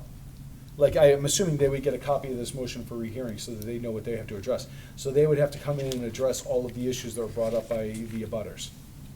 Am I correct? I mean, if you decide to rehear the case, it would just simply start the clock from the beginning as if it's a brand-new application. So they would submit their variance request application with any necessary supporting documentation. If they're smart, they'll read these minutes, and that would give them the heads up to know what kind of information to submit, so. They get this too? So they submitted that to us, that motion for rehearing. That's what they. No. Oh, I'm so sorry. I'm so sorry. I misspoke. petitioners. Yeah, they've already received a copy They of have it, that. okay. Yep. Do I have a well, I mean, unless there's further discussion, do we have a motion? I'll make a motion to rehear the case. Right up. Yeah, it's, Is there wording I have to read for this yeah, one? there's is there wording? I think there is. Hold on. Who was here for that meeting? This was the last hearing, wasn't it? The 4 of us Oh. were. And Wolf. Was Wolf was here, so. Was that April? Ben and Scott weren't. Okay. Wait a But minute. if they read it, then they can. Is there a wording we have to read in here, Casey, or am I missing this? No, for this kind of thing, we don't have drafted conditions, Wait a so minute. it's pretty cut and dry. You would just make a motion to either. So. Do you want to make a motion to So I'll rehear? make a Yeah. motion to rehear the case ZBA number 2025-0-08, in which the board granted a variance under section 2.107 of the zoning ordinance to permit an elderly housing development beyond the required radius from the intersection of Daniel Webster Highway and Babusick Lake Road. Do I have a second? I'll second. Ben, motion made by Scott, seconded by Ben. All in favor of the rehearing, say aye. Aye. All opposed? 4-1-0. So that we will be rehearing that. Okay. I think I'm confusing this for a different one, because this says I wasn't here for that meeting. All right, next is discussion of items. So I sent everybody a link to a really excellent webinar. If you haven't watched it, you should. It could be review for a lot of folks. If for other folks, it's going to be some learning experience. And last night, after my appointment meeting, having a discussion with town council, I think there's going to be some things that I want to see changed on ZBA. And I'm going to propose, Casey, can I propose those to you, or should I send Robert an email, or? Yeah, I don't know what your changes are, but you can talk about it to the board, or you can run it by us first, however you want. Okay. Yeah, you So- have our email addresses, So correct? the- Yeah. based on this webinar, and I'll send Casey, I'll send you and Robert an email to sum it up too, but based on this webinar, when you watch it, and Scott watched it, and Chuck watched it, one of the things that they talked about, and this was put on by the New Hampshire Municipal Alliance, one of the things they talked about was putting a time limit on presentations. I think that's something we should look at. I think we've had presentations that have gone an hour. I don't know what the standard is for a time limit on a presentation. I don't know if there is a standard, but I know there's an RSA in the state of New Hampshire says that you can put a time limit on it, from what I was to understand. And me personally, I think that if someone's coming up to do a presentation, 20 minutes. I don't think you really need more than that. And I know in some larger areas like the city of Nashua or even the city of Manchester, there is no petitioner presenting. The board actually reads out the information, or from what I've been told when I went to a couple of ZBA conferences. So, and that's because like the city of Nashua could have easily 25, 30 zoning ordinances in one meeting, a lot more than what we get. So I'd like to, that was one of the things that I saw. The other thing is from an abutter standpoint. I think that going forward, we should be abutters that are directly affected, whether through easement or directly affected by a petition. I think those are the abutters that we should be taking their testimony into consideration. I realize there are people who can be very passionate about Merrimack and be very passionate about what's going on, but if you're living down on Continental Boulevard and something's going up on Reed's Ferry, I can understand you have a concern. You're more than welcome to attend the meeting, but from a petition standpoint, I think that if that person's not directly affected, that their testimony is not necessarily relevant to what we need to take into consideration. And again, this was brought up, and there's an RSA that talks about this as well, that, in limiting that type of testimony to more people who are direct abutters in the easement, or in the easement or directly affected by it. Now, certainly if it was something that was going to affect the entire town, and somebody, and it just happened to be up at, say, the Reed's Ferry area, and someone lives down on Continental Boulevard, that's a whole different story if it affects the entire town. But if it affects a small area, and I think the reference they used is, if it affects a 1-block radius and somebody's 3 blocks away, Right. Didn't it say something about the person that's speaking needs to basically justify how they are affected? Yes, exactly. So they do have the opportunity, even if they're not within that criteria, if they can justify it to the board. I also they can testify. And I also want to put a 5-minute time limit on everybody that would do, and that's something that we can do, is because we've gotten people up there. The other thing was the procedural thing, and they talked about this in the video, and I kind of knew about it, and I talked to Rich about it, and I think Rich, we tried to do it, and I don't think it worked out that well, but and a butter speaks. Okay, they make their case. After the abutters speak, the petitioner can rebuke, and then that's it. Because you start to get into that divulging into the back and forth. So once your abutter speaks, you say what's on your mind. That's it. They get to rebuke, and then after that, we close the petition. And I think that is something that we haven't stayed religious to, or we haven't stayed firm to. Now I don't know. Again, I think we tried to do that, and I didn't. Robert said we couldn't, or I don't remember the specifics because I think you were the chair at the time when we did that. Do you remember? No, I just remember that we had to rehear a case because we did not give the proper opportunity for an abutter to modify or to ask follow-up questions, and I would love to know that we don't have to do that. So I'd like to get clarification Casey, if we have to do that, because based on what the with the New Hampshire Municipal Association was saying, and the lawyers that made the presentation, that we don't. It seems like we don't have to. But but I'd love to know if that's really is the case. Yeah, I got timed out on my laptop, so I'm having a hard time pulling up your rules of procedure. But if I remember correctly, I think currently your rules of procedure do talk about that process of abutters making their comments for or against the application, the applicant taking the floor to like address those comments. I think, I'm just going off memory, but I think the way it's written now, the abutters can speak again if you allow it, but we can modify the rules of procedure to make them the way that you want them, with the caveat with that we would have our legal counsel review those changes before we put them before you.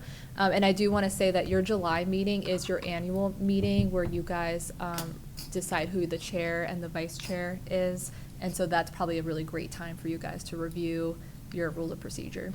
I thought we just did that. No, yeah, it's a year ago. Isn't that crazy? Yeah, time flies when you're having fun. That being said, I know that any of these procedural changes that I've talked about, and if we agree to them, I believe, if I remember correctly, and the gentleman saw it, I think there's a 60-day window in which before they are enacted, because people have to be made aware of it. So it's not something that's boom instantaneous, but it's a 6-day window for that. The other thing that was brought up that I agree with, and it's something that we've done a couple times, and I would and this is where I want feedback from the group. Very much, I want feedback on the other stuff as well, if you think that there's some other procedural things we should take a look at. But the other thing was the talk, we used to have non-public meetings over in community development, and we would have somebody come in and discuss. Well, at the time, I remember talking about ADUs, when ADUs were a big thing. But come in and discuss certain areas, and we had legal counsel come in and talk to us. We've had other experts come in and talk about certain zoning related things, and it's an opportunity to learn and to review. I know a lot of us get a lot of questions, and so I would like to get your thought. It's usually, we do it at like 6 o'clock at night.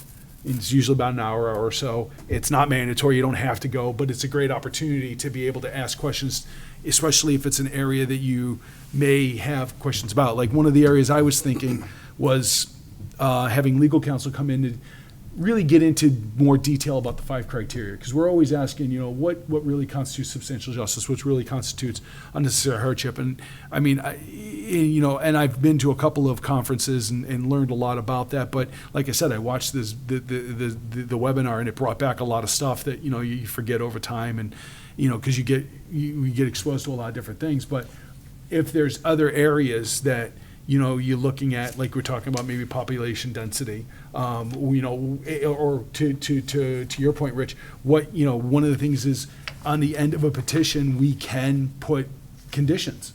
So, maybe what are conditions that ZBA could put on the end of because we talked about that tonight. You talked about, can it be workforce housing, or can part of it be workforce housing, or something? Can we make those types of caveats or these types of conditions? I think that's something that if we could potentially have somebody come in and talk about some of that. It gives us, it strengthens us and gives us more knowledge when we're looking at a lot of these petitions and approaching the petitions. And like I said, I'm open to hearing what anyone else's thoughts are regarding that. I think that kind of a meeting would be very useful because, for instance, you look at workforce housing, and you talk about, does the proposal before us do social justice? Right. And when you look at the problems facing society, to ignore affordable housing, and you have more apartment units going up, and you drive by, and what does it say on it? Luxury apartments. So you know that those are going to be unaffordable to the entire lower income and moderate income population. So what you're saying is then, from what I'm hearing, is you're saying that, so that's be like, okay, does that impact, would that be a substantial justice? Are you making substantial justice? When you talk about that, right? Yeah, something like that? If we're going to let them increase the density 4-fold or 6-fold, there should be something that justifies it to benefit the citizens of Merrimack. I agree. And so, and again, I mean, I'm sure, and again, if you don't, maybe you walk away from here tonight and you go, hey, what about this, what about that? But, I mean, that's a great example, Ben, of Yeah. being able to get somebody to come in and talk about, that. Anybody else? Another thing that struck me, in some of our meetings in the past 3 or 6 months is, they're going to put up apartments. So one of them, I said, well, what's your rent schedule? Oh, we haven't figured it, we haven't done that yet. I think you would have, because if you're going to put a property under option or under agreement, you know what you're going to develop and what your return on investment is going to be based on the cost of the property. And plus, when you go for a bank loan, you're going to present an income profit and loss on the property as an investment property. Rents versus debt service, minus expenses, overhead, etc. So for them to stand before us saying, well, we haven't gotten that far, we haven't done that, I don't think that holds water, because it's telling me they haven't done their homework, and I find that hard to believe. Understand? And yeah, that's a good point. And I would love some outside counsel on how to illuminate that issue and make it a legitimate part of our analysis and decision process. I mean, it's a lot. Any other questions? I know, I agree. No, I agree with you. I'm just saying, I think it'd be great if we could get some meetings from people to inform us a little bit more of some of these issues. When I first got on the board, gosh, maybe 6 years ago, we had a couple of meetings, and one of them was the legal group, and it was really informative. Mm-hmm. So I think if we were able to get that, that would be great. I wouldn't want it to be too often, but it'd be. Right. No, I mean, I'm not talking, this wouldn't be a monthly thing or a bi-monthly thing. I mean, we might do one, and then it might be, a couple months Yeah. before we do another. Right. And again, it's something that, in speaking, I think that this is certainly something to talk with Robert about, but I think this is also partially being driven by council as well. So I don't know how much of a lead they're going to be taking on it, but I know that they are very amenable to having people come in and, do a presentation on related topics. Yeah, I did get some indication from one of the town council members that, just as you said, they are looking to get some trainings organized. I don't know, because I've seen it done a couple of ways. I don't know if those trainings would come from NHMA, because they do have attorneys on their staff that's specifically what they do, is they train planning boards and zoning boards, or if it'd be our own legal counsel that would come in, so I can work with the town manager on that and get that answered. Yeah, it was my understanding, Yeah. my understanding from the conversation I had with them, it's not just ZBA, it's planning, conservation, I think are two of the other boards that they talked about as far as, training in their particular areas as well, or refresher, or however, Yeah. And like I said, I remember going one when ADUs were a big thing. No, now ADUs aren't really, it's not, but I mean, that the state made a lot of changes to the ADU, which actually alleviated here, because I remember when I started 15 years ago, almost every other petition was an ADU, so, but anyway. Any other questions? Patrick, Yes. is it okay if I correct myself on something? I Yes. got the rules of procedure to load on my laptop, so Okay. I can kind of Please. provide you with some of the current language. So the way you have it right now, of course, the applicant makes their presentation, and then the chair reads any correspondence that comes in from, like, letters from abutters. And then after that, the chair will take testimony from abutters and/or interested persons, is how it's worded right now. And then it states that they have to give their name and address or professional affiliation. And then the chair has the right to refuse anonymous testimony And the chair has the right to limit the time of the speaker, and so it doesn't say by how much time, it's just that the chair has the discretion to do that. And then any party to the hearing desiring to ask a question of another party must address it directly to the chair, as you always state that. And then after that, the chair closes the public hearing and the petitioner gets a chance to do their rebuttal. And then that's it. Then the board goes into deliberation. So the way it is right now, there isn't any back and forth. The abutters go, there's the rebuttal, and then that's it. I think historically, and that's actually good to know, because I think we need to stick more to that at this point.